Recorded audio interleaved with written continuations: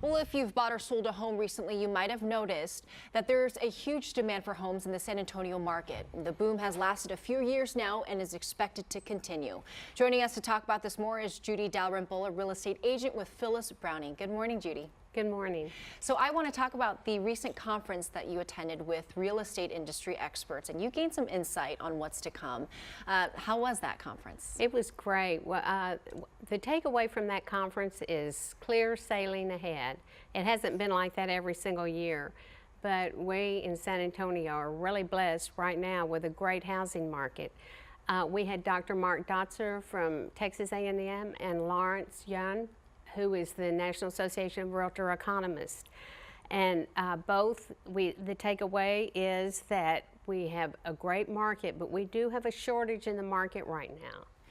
Normally, we have more than a 6-month supply of homes. Now we're like half of that, which makes it more of a seller's market. And that's why we're seeing so many apartment complexes pop up. That's exactly right, because people are having a hard time coming up with down payments because there's not so many affordable homes. Now, when you get up to the more luxury home market, of course, we don't have less than a 6-month supply.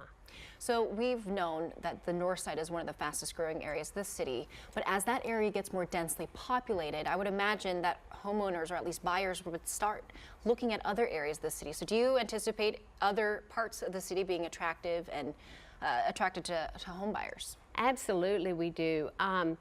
The far west is the fastest growing area in San Antonio and has been for years, but we're seeing a lot of new activity going up 35 to New Braunfels, and especially downtown close to the Pearl. That area has seen a huge resurgence. In fact, the appreciation in the 78202 zip code has been like 200%.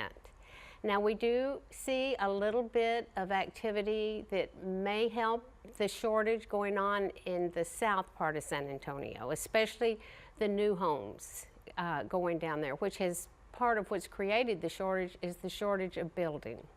And so when we think of the tax reform, right, and what the impact means and what the impact is in San Antonio, does it have any?